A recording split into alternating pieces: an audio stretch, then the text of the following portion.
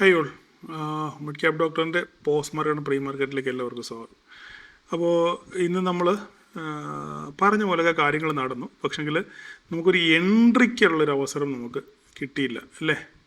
നമുക്കൊരു എൻട്രി അവസരം നമുക്ക് കിട്ടിയില്ല. കാരണം മാർക്കറ്റ് ഓപ്പൺ ചെയ്ത് നേരെ താഴോട്ട് പോകുമായിരുന്നു. എമോട്ടർക്ക് ആർക്കെങ്കിലും കിട്ടി കാണുമായിരിക്കാം. എനിവേ, എങ്കിലും ഇന്നലെയൊക്കെ ഹോൾഡ് ചെയ്തവർക്ക്, നെക്സ്റ്റ് എക്സ്പയറിയൊക്കെ ഹോൾഡ് ചെയ്തവർക്ക് നല്ല രീതിയിലുള്ളൊരു ബെനിഫിറ്റ് കിട്ടിയെന്നാണ് എൻ്റെ വിശ്വാസം. നിങ്ങൾ കമൻറ്റ് ചെയ്യുക. എന്തായാലും സാറിനെ മാർക്കറ്റ് തേച്ചില്ല എന്ന് മാത്രമേ എനിക്ക് പറയാനുള്ളൂ. അപ്പം കഴിഞ്ഞ 3-4 ദിവസങ്ങളായിട്ട് എനിക്കറിയാം നിങ്ങളുടെ ഓരോരുത്തരുടെയും മാനസികാവസ്ഥ എനിക്ക് നല്ല വൃത്തിയായിട്ട് അറിയാം. ഓക്കെ, കാരണം ഞാൻ ഒരു സ്റ്റാഫിനെ വെച്ചല്ല നിങ്ങളോട് ഇൻട്രാക്ട് ചെയ്യുന്നത്, സബ്സ്ക്രിപ്ഷനും മറ്റു കാര്യങ്ങളൊക്കെ ഇല്ല. ഞാൻ ഡയറക്റ്റായിട്ടാണ് നിങ്ങളോട് ഓരോരുത്തരോട് സംസാരിക്കുകയും മെസ്സേജ് അയക്കുകയും റിപ്ലൈ ചെയ്യുകയൊക്കെ ചെയ്യുന്നത്. അപ്പം നിങ്ങളുടെ ഓരോരുത്തരുടെയും ട്രേഡിങ് സ്റ്റൈലും നിങ്ങളുടെ മാനസികാവസ്ഥയും നിങ്ങൾ എങ്ങനെയാണ് ട്രേഡ് ചെയ്യുന്നതൊക്കെ ഏറെക്കുറെ എനിക്കറിയാം. ഓക്കെ, അപ്പം ഞാൻ ഇന്നലെ പറഞ്ഞ പോലെ വീണ്ടും ആവർത്തിക്കുന്നില്ല. അപ്പം നിങ്ങളുടെ കയ്യിലുള്ള ക്യാപിറ്റൽ അനുസരിച്ചായിരിക്കും നിങ്ങൾക്ക് സ്ട്രൈക്കുകൾ വാങ്ങിക്കാനും ഹോൾഡ് ചെയ്യാനൊക്കെ ഉള്ളൊരവസ്ഥ. അത് ചിലപ്പം ഇതുപോലത്തെ ഭീകരമായ അവസ്ഥയിൽ പെട്ടുപോകാൻ സാധ്യത വളരെ കൂടുതലാണ്. ഞാൻ എപ്പോഴും എൻ്റെ വീഡിയോകളിലെല്ലാം പറയാറുണ്ട്, ഞാൻ എപ്പോഴും നമ്മൾ മാർക്കറ്റിനെ കാണുമ്പോൾ ഒരു വൈഡ് റേഞ്ചിൽ വേണം കാണാൻ. തുല്യാദോഷത്തിന് നമ്മൾ പൈസ വെച്ചിട്ട് 5,000-10,000 വെച്ച് ട്രേഡ് ചെയ്യുമ്പം ഒരു പക്ഷെങ്കിൽ ചില സമയത്ത് നമുക്ക് ലോട്ടറി പോലെ വല്ല കിട്ടിയേ എനിക്ക്. പക്ഷേ ഇത് നമുക്ക് മാർക്കറ്റ് ലോട്ടറി അല്ല, ആദ്യം അത് മനസ്സിലാക്കുക. അങ്ങനെ നിങ്ങൾ ആരെങ്കിലും തെറ്റിദ്ധരിപ്പിച്ചിട്ടുണ്ടെങ്കിൽ, പലരും ഈ സ്റ്റോക്ക് മാർക്കറ്റിലോട്ട് വന്നു പെട്ടത് പൈസ ഇരട്ടിച്ച് തരാം, അല്ലെങ്കിൽ നിങ്ങൾ കുറച്ച് കാശ് കൊണ്ടിട്ട് കഴിഞ്ഞാൽ ഡബിളാക്കി കിട്ടും എന്ന് ആരോ എവിടെയോ പറഞ്ഞ് കേട്ട് നിങ്ങൾ ഇതിനകത്ത് പെട്ടുപോയവരാണ് അല്ലേ.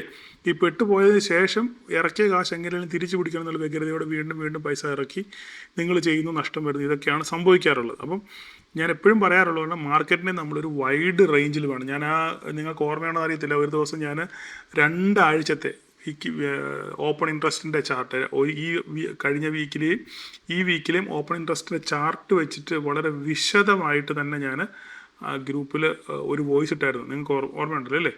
അപ്പം ഞാൻ അന്നേരെ പറഞ്ഞിരുന്നത്, ഇത് സൂചിപ്പിക്കുന്നത് മാർക്കറ്റ് താഴോട്ട് ഇറങ്ങി വരും എന്ന് തന്നെയാണ് സൂചിപ്പിക്കുന്നത്. അതിനനുസരിച്ചാണ് ഓപ്പൺ ഇൻട്രസ്റ്റ് ബിൽഡപ്പ് ആകുന്നത്. പക്ഷെ അത് എന്ന് വരും, എപ്പോൾ വരും എന്നുള്ള കാര്യം നമുക്ക് പറയാൻ സാധിക്കത്തില്ല. മാർക്കറ്റിനൊരു ഡൗൺ ഫോൾ ഉണ്ടാകും, ട്രെൻഡ് ഉണ്ടാകും എന്ന് മാത്രമേ നമുക്ക് അറിയത്തുള്ളൂ അല്ലേ. അത് എത്ര നേരം എടുക്കും, എത്രത്തോളം താമസിക്കുന്നു. കാരണം ഓപ്ഷൻ എന്ന് പറയുന്ന ഈ മഹാപ്രളിക, ഓക്കെ, ഓപ്ഷൻ എന്ന് പറയുന്നത് ഓപ്ഷൻ സെല്ലേഴ്സിൻ്റെ പെർസ്പെക്റ്റീവിൽ വേണം നമ്മൾ കാണാൻ. നമ്മൾ ഓപ്ഷൻ ബയേഴ്സ് ഈ മാർക്കറ്റിലേ ഇല്ല. നമ്മളത് ആദ്യം മനസ്സിലാക്കുക. ഓപ്ഷൻ ബൈ എന്ന് പറയുന്ന സംഭവം അതൊരു ഹെഡ്ജാണ്. ഹെഡ്ജിന് വേണ്ടി മാത്രം ഉപയോഗിക്കുന്നൊരു സാധനമാണ് ഓപ്ഷൻ ബൈ. ഓപ്ഷൻ സെല്ലാണ് സാധാരണ രീതിയിൽ നമ്മൾ എല്ലാവരും പ്രൊഫഷണൽസ് എല്ലാം ചെയ്യുന്നതും വലിയ കാശുള്ളവർ ചെയ്യുന്നതും ഓപ്ഷൻ സെല്ലാണ്. ബൈ അവിടെ ചെയ്യാറില്ല. നമ്മളെപ്പോലുള്ളവരാണ് കാശില്ലാത്തതുകൊണ്ട് ഓപ്ഷൻ ബൈ ചെയ്യുന്നത്. എനിവേ, അത് പോട്ടെ, അത് വേറെ വിഷയം. അപ്പം നമ്മളെപ്പോഴും മാർക്കറ്റിനെ ഒരു വൈഡ് റേഞ്ചിൽ കാണും. അങ്ങനെ വൈഡ് റേഞ്ചിൽ കണ്ടവർക്കൊക്കെ അവരുടെ ലോസ്, MTM ലോസ് കവറായിട്ടുണ്ട് എന്നാണ് എൻ്റെ വിശ്വാസം. ഇനി എന്താ നിങ്ങൾ കമൻറ്റ് ചെയ്യുക. ഇല്ലെങ്കിൽ കഴിഞ്ഞ ദിവസം ലോസ് വന്നവർക്ക് വീണ്ടും പുതിയ കോൺട്രാക്റ്റിൽ വീണ്ടും ട്രേഡ് എടുത്തവർ അങ്ങനെ ഉണ്ട്, അവർക്ക് പ്രോഫിറ്റ് കിട്ടി. കഴിഞ്ഞ ദിവസം ലോസ് അവർ കവർ ചെയ്തു. അങ്ങനെ ധാരാളം പേര് എനിക്ക് മെസ്സേജ് അയച്ചിട്ടുണ്ട്. ഇനി ഞാൻ അതിനൊന്നും തർക്കിക്കാനൊന്നും വരുന്നില്ല. നിങ്ങൾക്ക് ഞാൻ പറഞ്ഞല്ലോ, മാർക്കറ്റിൻ്റെ ഒരു മറുമുഖം അല്ലെങ്കിൽ മറ്റൊരു മുഖം നിങ്ങൾ കണ്ടു. അപ്പോൾ ഇനിയും ഇത് നിങ്ങളുടെ മുന്നോട്ടുള്ള ട്രേഡിംഗ് ലൈഫിൽ ഇങ്ങനെ സംഭവിക്കാതിരിക്കാൻ നിങ്ങൾ ശ്രമിക്കുക എന്ന് മാത്രമേ എനിക്ക് പറയാനുള്ളൂ. അപ്പോൾ മാർക്കറ്റ് ഇന്ന് നമ്മൾ വിചാരിച്ച പോലെ തന്നെ 24,000 നമ്മളെത്തി. അപ്പം മാർക്കറ്റിൽ ഒരു എൻട്രി ഓപ്പർച്യൂണിറ്റി നമുക്കില്ലായിരുന്നു. ഞാൻ എവിടെയും നോക്കിയാൽ ഒരു എൻട്രി ഓപ്പർച്യൂണിറ്റി നമുക്കില്ലായിരുന്നു. കാരണം 24,000 എത്തി. ഇതിൽ റിജക്ഷൻ ക്യാൻഡലിൻ്റെ പിന്നെ ഇത് പ്രകാരം നിങ്ങൾ ഇവിടെ കാണും ഒരു ട്രേഡ് എടുത്തിട്ടുണ്ടെന്നുണ്ടെങ്കിൽ നിങ്ങൾക്ക് മാന്യമായിട്ടൊരു സിയിലൊരു പ്രോഫിറ്റ് ഇവിടെ ബുക്ക് ചെയ്യാനുള്ളൊരു അവസരം ഉണ്ട്. മാന്യമായി പ്രോഫിറ്റ് ന്യായം ബുക്ക് ചെയ്യാനൊരു അവസരം ഉണ്ടായിരുന്നു റിജക്ഷൻ ക്യാൻഡലിൽ ട്രേഡ് എടുത്തവർക്ക്. അത് മാത്രമേ ഉള്ളായിരുന്നു ഒരു അവസരം, അല്ലാതെ വേറെ അവസരങ്ങളൊന്നും ഇല്ലായിരുന്നു. കൂടുതലും അതായത് ഡൗൺ ട്രെൻഡ് എക്സ്പെക്റ്റ് ചെയ്യുന്നു എന്നുള്ളവർക്ക്, ആ ഒരു ഫോൾ പ്രതീക്ഷിച്ചിരിക്കുന്നവർക്കാണ് ഇന്ന് ഒരു നല്ലൊരു ക്യാപ്ചർ കിട്ടിയത്. അപ്പം നിലവിൽ മാർക്കറ്റിൽ ഇത് പ്രധാനമായിട്ടും മാർക്കറ്റിനെ താഴോട്ട് കൊണ്ടുവന്നതെന്ന് പറഞ്ഞു കഴിഞ്ഞാൽ ഫാർമയിൽ ഉണ്ടായ ഒരു വാർത്തയാണ്. അതായത് ജനറിക് മെഡിസിൻസിന് ഇപ്പം നിലവിൽ ജനറിക് മെഡിസിൻസ് അറിയാമല്ലോ നിങ്ങൾക്ക്. അപ്പം അതായത് എന്താ പറയുന്നത്, അതിൻ്റെ ഇൻഗ്രീഡിയൻസ് ആയിട്ട് ബന്ധപ്പെട്ട സാധനങ്ങൾ അല്ലെങ്കിൽ റോ മെറ്റീരിയൽസ്, ഒരു മെഡിസിൻ ഉണ്ടാക്കുന്നതിൻ്റെ റോ മെറ്റീരിയൽസ്. അപ്പം അങ്ങനെയുള്ള സാധനങ്ങൾ ഇവിടുന്ന് സാധനം അങ്ങനെ US പോയിട്ട് ഞാൻ ഇതിനെപ്പറ്റി നേരത്തെ വീഡിയോ ചെയ്തിട്ടുണ്ട്. US ചെന്നിട്ട് പിന്നെ അത് വേറെ ഒരു പാക്കേജ് ആക്കി അവിടെ മാനുഫാക്ചർ ചെയ്ത് അത് വേറെ പാക്കറ്റിലാക്കി അവിടെ വിൽക്കുന്നു. അപ്പോൾ ഇവിടുന്ന് ഈ പോകുന്ന ജനറിക് സാധനങ്ങൾക്ക് എന്ത് ചെയ്യില്ല, ടാക്സ് ഇല്ല. പക്ഷേ ഇനിയും അപ്പോൾ ഇന്ത്യയാണ് ഇതിൻ്റെ ഏറ്റവും വലിയൊരു ഒരു ഒരു ഒരു ബെനിഫിഷ്യറി. കാരണം ഇന്ത്യയിൽ നിന്ന് ധാരാളം ജനറിക് മെഡിസിൻസ് അമേരിക്കയ്ക്ക് US പോകുന്നുണ്ട്. അപ്പം അങ്ങനെ അപ്പോൾ അത് ടാക്സ് ഫ്രീ ആണ്. അപ്പോൾ ഇപ്പം നിലവിൽ ഇപ്പോഴെങ്കിലും അല്ല വരാൻ പോകുന്നത്. എനിക്ക് 2028 തോന്നുന്നു അതിൻ്റെ വാർത്ത വന്നിരിക്കുന്നത്. 2028 ഈ ജനറിക് മെഡിസിനും ടാക്സ് കൊണ്ടുവരും എന്നൊരു പ്രഖ്യാപനം അമേരിക്കയുടെ ഭാഗത്തുണ്ടായി. അപ്പോൾ അതുകൊണ്ട് ഏകദേശം എനിക്കൊന്ന് 3% ഫാർമ 3% വീണു. ഓക്കെ,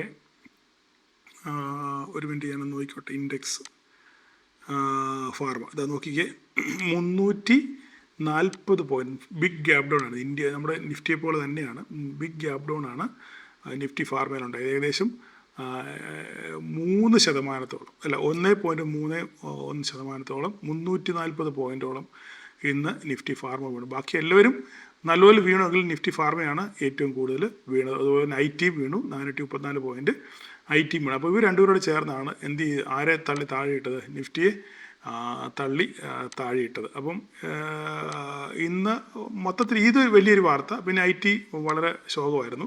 പിന്നെ ബാക്കി നമ്മൾ നോക്കുകയാണെന്നുണ്ടെങ്കിൽ എല്ലാവരും താഴോട്ടായിരുന്നു എന്ന് പറഞ്ഞു കഴിഞ്ഞാൽ ഇത് നമ്മൾ നോക്കിയാൽ മനസ്സിലാകും. റിലയൻസ് 15 പോയിൻറ്റ് പൊട്ടി, HDFC ബാങ്ക് 8 പോയിൻറ്റ് പൊട്ടി, ICICI ബാങ്ക് 22 പോയിൻറ്റ് പൊട്ടി.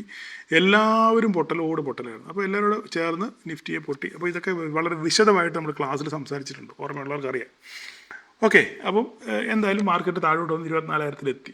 അപ്പം ഇതിൻ്റെ ഇടയിൽ ഇപ്പോൾ അടുത്തൊരു ന്യൂസ് ഇപ്പോൾ ഉടനെ വന്നിട്ടുണ്ട്. ഇപ്പോൾ ജസ്റ്റ് നമ്മുടെ ട്രംപ് പോസ്റ്റ് ചെയ്തേ ഉള്ളൂ. ഇനിയും അപ്പം ഇടയ്ക്കിടയ്ക്ക് 1-2 കപ്പലുകളെ ഇങ്ങനെ ARGC ആക്രമിക്കുന്നുണ്ട് അല്ലേ.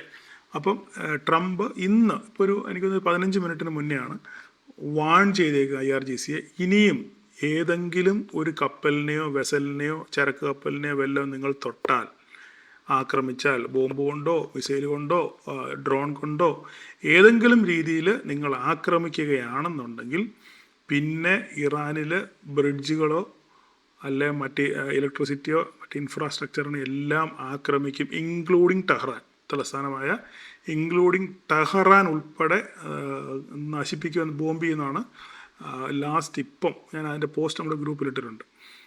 ആക്രമിക്കുമെന്നാണ് പറഞ്ഞിരിക്കുന്നത്. അപ്പോൾ ഇത് എത്രമാത്രം IRGC മുഖവിലയ്ക്ക് എടുക്കും എന്നുള്ള കാര്യം നമുക്ക് ഈ രാത്രിയിൽ കണ്ടറിയാം. ഏതെങ്കിലും രീതിയിൽ ഏതെങ്കിലും ഒരു കപ്പലിനെ ആക്രമിച്ചു കഴിഞ്ഞാൽ പിന്നെ ഉണ്ടാകുന്ന സ്ഥിതിവിശേഷം വളരെ മോശമായിരിക്കും എന്നുള്ളതാണ് ട്രംപ് ഇപ്പോൾ പറഞ്ഞിരിക്കുന്നത്. കാരണം ഇപ്പോൾ വേൾഡ് കപ്പും കഴിഞ്ഞു, ഇനിയിപ്പം എങ്ങനെങ്കിലും ഈ യുദ്ധം അവസാനിപ്പിക്കണം എന്ന് ട്രംപിന് വളരെ വാശിയാണ്. അപ്പോൾ അത് ഏത് വിധേനയോ ഒന്നുകിൽ കത്തിച്ച് നശിപ്പിച്ച് ചാമ്പലാക്കി ആണോ അല്ലെങ്കിൽ ഒന്നും ഇല്ലാതാക്കിയോ എങ്ങനെയെങ്കിലും പുള്ളിക്കിത് ഒന്ന് അവസാനിപ്പിക്കണം. അതിന് എന്ത് കൈവിട്ട കളിക്കും അദ്ദേഹം തയ്യാറാകും.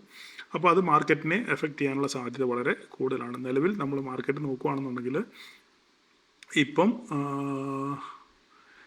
നമ്മൾ മാർക്കറ്റ് നോക്കിയാൽ ഇപ്പം ഒരു ഫ്ലാറ്റ് നോട്ടിലാണ് ഇപ്പം നിലവിൽ 110 പോയിൻറ്റ് ഡൗ ജോൺസ് പ്ലസ് പോയിന്റിലാണ് ഓടുന്നത്. പക്ഷേ ഇതിൽ US oil, crude oil $87 trade ചെയ്യുന്നത്. അപ്പം അത് ഒരു ആശങ്കാജനകമായ കാര്യം തന്നെയാണ്.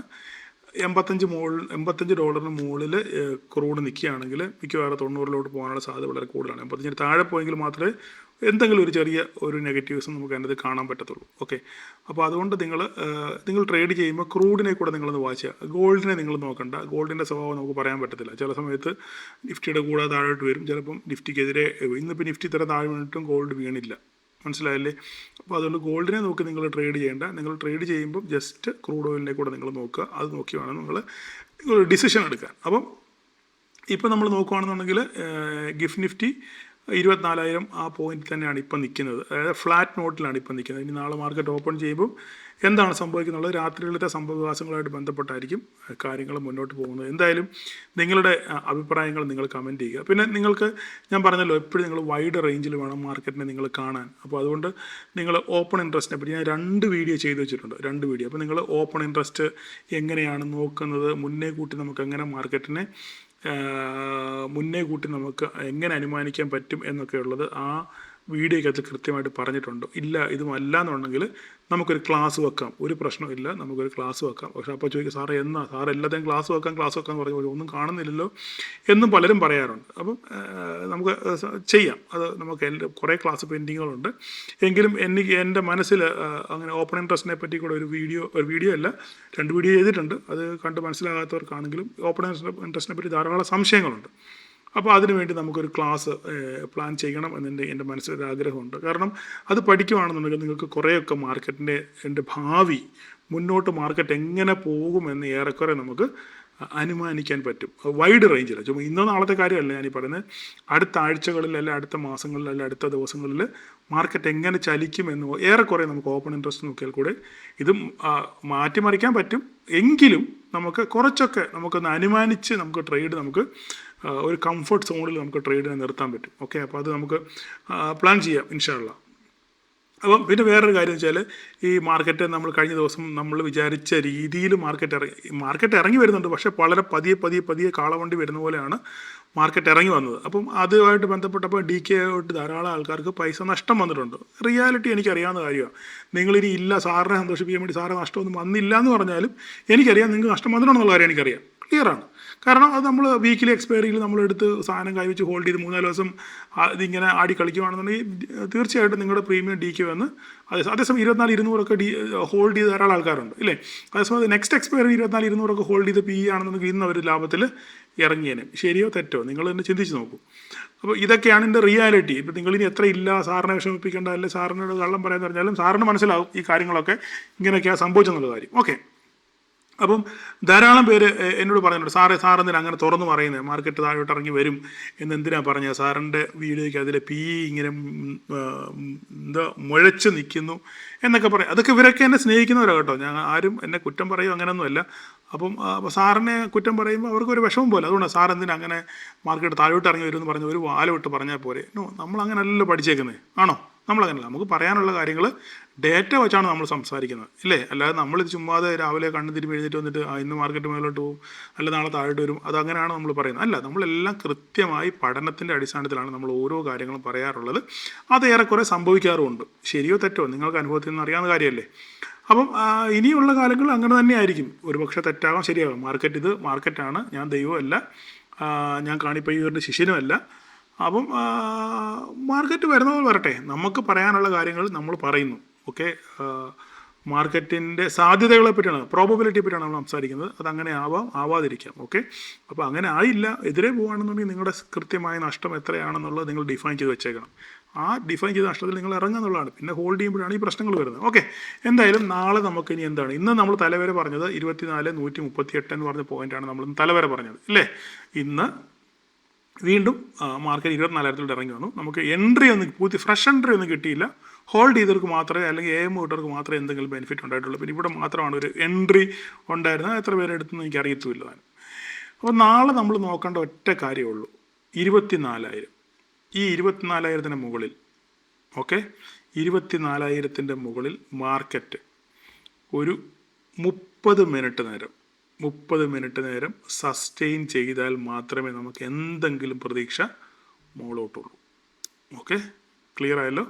മാർക്കറ്റ് 24,000-ന് മുകളിൽ 30 മിനിറ്റ് നേരം നല്ല രീതിയിൽ സസ്റ്റെയിൻ ചെയ്താൽ മാത്രമേ നമുക്ക് എന്തെങ്കിലും പ്രതീക്ഷ മുകളിലോട്ടുള്ളൂ. അങ്ങനെ ഒരു പ്രതീക്ഷ വേണമെങ്കിൽ തന്നെ 24,080 ബ്രേക്ക് ചെയ്ത് മുകളിൽ പോകണം. 24,080 ഈ ഒരു പോയിന്റ് ബ്രേക്ക് ചെയ്ത് മുകളിൽ പോയെങ്കിൽ നമുക്ക് എന്തെങ്കിലും സൈഡ് പ്രതീക്ഷയുള്ളൂ. കാരണം ഇങ്ങനെ ഒരു അൺസർട്ടൺ നിൽക്കുന്നതുകൊണ്ട് എപ്പോൾ വേണമെങ്കിലും ഒരു സെൽ ഓഫ് ഉണ്ടാകാനുള്ള സാധ്യത വളരെ കൂടുതലാണ്. അവരുടെ മറ്റേ ഡേറ്റ ഇതുവരെയായിട്ടും വന്നിട്ടില്ല. അപ്പം ഇതുകൂടൊക്കെ നമ്മൾ നോക്കുന്ന ഉടനെ മാർക്കറ്റ് നാളെ 24,000 നിലനിർത്തുന്നുണ്ടെന്നുള്ളതാണ് നാളത്തെ ഏറ്റവും വലിയ കടമ്പ. ഇനിയില്ല, നാളെ മാർക്കറ്റ് താഴോട്ട് ഗ്യാപ് ഡൗൺ ആണ് ഓപ്പണിംഗ് എങ്കിൽ 23,916 ആയിരിക്കും നമ്മുടെ സപ്പോർട്ട്. ഇല്ല, ഫ്ലാറ്റായിട്ടാണ് ഓപ്പൺ ചെയ്യുന്നതെങ്കിൽ നമുക്ക് ഇവനെ നമുക്കൊരു ടെമ്പററി സപ്പോർട്ടായിട്ട്, ഈ പോയിന്റിനെ നമുക്കൊരു ടെമ്പററി സപ്പോർട്ടായിട്ട് കൺസിഡർ ചെയ്യാം. മാർക്കറ്റ് ഇവിടെ തട്ടി തിരിച്ച് കയറി നോക്കണം. ഓക്കെ, ഇല്ല, ഇതും ബ്രേക്ക് ചെയ്ത് പോവുകയാണെങ്കിൽ 23,916, പിന്നെ ബാക്കി നമുക്കുള്ളത് 23,800 എന്ന് പറയുന്ന വളരെ നാളുകളായിട്ട് വർഷങ്ങളായിട്ട് നമുക്ക് സപ്പോർട്ട് തരുന്ന ഏറ്റവും വലിയൊരു ക്രിട്ടിക്കൽ പോയിൻ്റാണ് മാർക്കറ്റ് 23,800 എന്ന് പറയുന്ന ലെവൽ. ഓക്കെ, അപ്പം ഇത്രയാണ് നാളത്തെ സംഗതികൾ. പിന്നെ അതുപോലെ തന്നെ നിങ്ങൾ ഇന്ന് റിലയൻസ്, നമ്മൾ കഴിഞ്ഞ ദിവസം റിലയൻസിന് നമ്മൾ നോക്കിയായിരുന്നു. റിലയൻസ് കൃത്യമായി മേളിൽ പോയി തട്ടി തിരിച്ചു വന്നു അല്ലേ. നമ്മുടെ ഒരു പോയിൻ്റ് ഇവിടെ ഉണ്ടായിരുന്നു, അത് നോക്കിക്കേ, 1323 പറഞ്ഞൊരു പോയിൻ്റ് നമുക്കുണ്ടായിരുന്നു. അത് അവിടെ പോയി തട്ടി മാർക്കറ്റ് പിന്നെ അവിടെ നിന്ന് മുകളിലോട്ട് പോകാൻ ശ്രമിച്ചെങ്കിലും പിന്നെ നേരെ താഴോട്ട് തന്നെ കൂപ്പുത്തുമായിരുന്നു. അപ്പോൾ ഇനിയിപ്പോൾ നമുക്ക് താഴെ ഉള്ളത് 1297 ബ്രേക്ക് ചെയ്ത് താഴെ നിൽക്കുകയാണ്. അപ്പോൾ നമുക്ക് നിലവിൽ നമുക്കുള്ളത് താഴോട്ട് പോയിൻ്റ് ഞാൻ വരച്ചിട്ടില്ലേ, താഴെ കാണാതിരിക്കത്തില്ല, ഇല്ല. അപ്പോൾ നമുക്ക് റിലയൻസിനകത്ത് നാളെ നിങ്ങൾ ട്രേഡ് ചെയ്യുന്നവരാണെന്നുണ്ടെങ്കിൽ റിലയൻസിൽ നമുക്കൊരു വര വരയ്ക്കണം. നോക്കട്ടെ, അത് വര ഇവിടെ ഉണ്ട്. വര നമുക്കുള്ളത്, നമുക്ക് റിലയൻസിൻ്റെ ഒരു സപ്പോർട്ട് എന്ന് പറയാനുള്ളത് നമുക്കിത് ഇതാണ് റിലയൻസിൻ്റെ ഒരു സപ്പോർട്ട് 1277. ഓക്കെ, ഈ 1277 എന്ന് പറയുന്ന സ്ഥലം സപ്പോർട്ട് എടുക്കുന്നുണ്ടെന്ന് നോക്കുക. അങ്ങനെ ഇവിടുന്ന് റീബൗണ്ട് വരും നോക്കുക. ഇല്ല, താഴെ പോവുകയാണെന്നുണ്ടെങ്കിൽ, താഴെ പോയാൽ പിന്നെ നമുക്ക് 1227 താഴെ പോയി കഴിഞ്ഞാൽ പിന്നെ നമുക്കുള്ള പോയിന്റ് എന്ന് പറഞ്ഞു കഴിഞ്ഞാൽ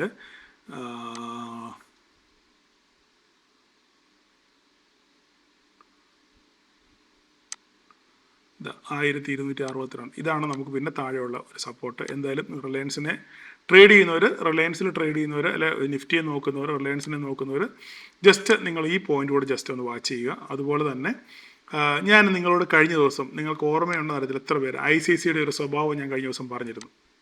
നിങ്ങൾക്ക് ഓർമ്മയുണ്ടോ? എത്ര പേർക്ക് ഓർമ്മയുണ്ട്? ICICIയുടെ ഒരു സ്വഭാവം ഞാൻ പറഞ്ഞിരുന്നു. മാർക്കറ്റ് ICICIയുടെ റിസൾട്ട് വന്നു കഴിയുമ്പം ഇത് സാധാരണ രീതിയിൽ താഴോട്ട് വരുന്ന സ്വഭാവം ഇതിനുണ്ട് എന്ന് ഞാൻ കഴിഞ്ഞ ദിവസം പറഞ്ഞിരുന്നു.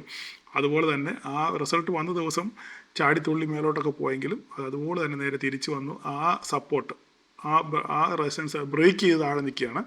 അപ്പോൾ ഇനി ഇവൻ താഴോട്ട് വരുമോ ഇവിടുന്ന് മുകളിലോട്ട് കയറുക എന്നുള്ളത് നാളെ നമുക്ക് കണ്ടറിയാം. അപ്പോൾ അങ്ങനെ താഴോട്ട് വരുവാണെന്നുണ്ടെങ്കിൽ 1403 വരെ ICICI വരാനുള്ള സാധ്യത വളരെ കൂടുതലാണ് ഇവൻ്റെ സ്വഭാവം വെച്ചിട്ട്. അപ്പോൾ ഇത് മാത്രമല്ല, ഒരു 52 വീക്ക് ഹൈയിൽ നിൽക്കുകയാണ് ഈ ICICI ബാങ്ക്. അപ്പോൾ ഇതൊരു ഹെവി വെയിറ്റ് സ്റ്റോക്കുകളാണ്. ഈ നിഫ്റ്റിയെയും ബാങ്ക് നിഫ്റ്റിയെയും ഒരുപോലെ മൂവ് ചെയ്യാൻ തക്ക പ്രാപ്തിയുള്ള ഒരു സ്റ്റോക്കാണ് ICICI ബാങ്ക്. അതുകൊണ്ട് നാളെ നിങ്ങൾ ICICI ബാങ്കിനെ കൂടെ നിങ്ങൾ ജസ്റ്റ് ഒന്ന് നോക്കിയേക്കുക എങ്ങനെയാണ് അതിൻ്റെ മൂവ്മെൻറ്റ് എന്നുള്ള കാര്യം. പിന്നെ IT കാര്യം ഞാൻ നേരത്തെ പറഞ്ഞാണ്, IT സെക്ടർ എങ്ങനെയാണ് പെർഫോം ചെയ്ത് നോക്കുക. പിന്നെ ഇന്ന് രാത്രിയിലെ സംഭവ വികാസങ്ങളും ന്യൂസുകളും മറ്റു കാര്യങ്ങളിലൂടെ നിങ്ങൾ കേൾക്കാൻ ശ്രമിക്കുക. സമയം ഒത്തിരി കടന്നുപോയി. അതുപോലെ തന്നെ നമ്മൾക്ക് മിഡ് ക്യാപ്പിനെ കൂടെ ജസ്റ്റ് ഒന്ന് പറഞ്ഞേക്കാം. മിഡ് ക്യാപ്പ് ഞാൻ പറഞ്ഞു നല്ലൊരു ഫോളാണ് മിഡ് ക്യാപ്പിൽ. ഞാൻ പറഞ്ഞു ഓൾറെഡി ഞാൻ പറഞ്ഞിട്ടുണ്ട്, ഓൾ ടൈം ഹൈ നിൽക്കുന്ന സാധനമാണ്. ഒരു പ്രോഫിറ്റ് ബുക്കിംഗ് ഉണ്ടാകുകയാണെന്നുണ്ടെങ്കിൽ സിവിയർ ആയിട്ടൂടെ പ്രോഫിറ്റ് ബുക്കിംഗ് ഉണ്ടാകും എന്ന് പറഞ്ഞത് ഏകദേശം 200 പോയിൻറ്റോളം മിഡ് ക്യാപ്പിനകത്തിൽ ഇന്ന് ഒരു സെൽ ഓഫ് നമ്മൾ കണ്ടു. കൃത്യമായിട്ട് നമ്മുടെ സപ്പോർട്ടുകൾ വന്നിരിക്കുന്നത് 14,590. നാളെ ഇത് ബ്രേക്ക് ചെയ്യുവാണെങ്കിൽ വീണ്ടും നമുക്ക് താഴോട്ടൊരു സെൽ ഓഫ് കാണാം, 14,463 കാണാം. ഇതിന് പ്രധാനപ്പെട്ട കാര്യം ഇന്ന് താഴെ പോയതിൻ്റെ കാരണം ഹീറോ മോട്ടോകോപ്പും BSE രണ്ടുപേരും ഉണ്ട്. ഇന്ന് ഡിക്സണും വീണു, 400 പോയിൻറ്റോളം ഡിക്സണും വീണായിരുന്നു. നോക്കിക്കുക, എല്ലാവരും ജോപ്പാണ്. അതിൻ്റെ അടിസ്ഥാനത്തിലാണ് 200 പോയിൻ്റ് ഇന്ന് മിഡ് ക്യാപ്പ് വീണത്. അപ്പോൾ ഇത്രയൊക്കെ ഉള്ളൂ പറയാൻ, ഒത്തിരി സമയം കടന്നുപോയി. എങ്കിലും ഞാൻ പറഞ്ഞല്ലോ, നിങ്ങൾ ഇനിയും ഈ കഴിഞ്ഞ ദിവസങ്ങളിൽ നടന്ന സംഭവവികാസങ്ങളെ നിങ്ങളുടെ മനസ്സിൽ വെച്ചിട്ട് നിങ്ങളുടെ ട്രേഡിംഗ് സ്റ്റൈലൊന്ന് മാറ്റാൻ ശ്രമിക്കുക. ഓക്കെ, നിങ്ങൾക്ക് ക്ലിയർ ആയിട്ട് നിങ്ങൾക്കൊരു എന്താ പറയുന്നത്, ഒരു എക്സ്പീരിമെൻ്റ് നിങ്ങൾ കണ്ടു അല്ലേ, നിങ്ങൾ എക്സ്പീരിയൻസ് ചെയ്തു. ഇങ്ങനെയൊക്കെയാണ് മാർക്കറ്റ്, ഇതിങ്ങനെയാണ് ഇതിൻ്റെ സംഭവവികാസങ്ങൾ, ഇതിൻ്റെ പിന്നിലെ രഹസ്യങ്ങൾ ഇങ്ങനെയൊക്കെയാണെന്നുള്ള കാര്യം നിങ്ങൾക്ക് ഏറെക്കുറെ ഇപ്പം മനസ്സിലായി അല്ലേ. അപ്പം വീണ്ടും അത് തെറ്റ് ആവർത്തിക്കാതെ വീണ്ടും നിങ്ങളുടെ ട്രേഡിംഗ് സ്റ്റൈലിൽ മാറ്റം വരുത്തി വീണ്ടും നിങ്ങൾ പുതിയ മേഖലകളല്ല പുതിയ സ്റ്റൈൽ എങ്ങനെയാണ് ട്രേഡ് ചെയ്യണം എന്നുള്ള കാര്യം നിങ്ങൾക്ക് മനസ്സിലായി. നിങ്ങൾ പഠിച്ച പാഠം ഉൾക്കൊണ്ട് പുതിയ ട്രേഡിംഗ് സ്ട്രാറ്റജി നിങ്ങൾ ഡെവലപ്പ് ചെയ്യാൻ ശ്രമിക്കുക. ഓക്കെ, അപ്പോൾ നാളെ എല്ലാവർക്കും ഒരു പ്രോഫിറ്റബിൾ ഡേ ആശംസിക്കുന്നു. Thank you.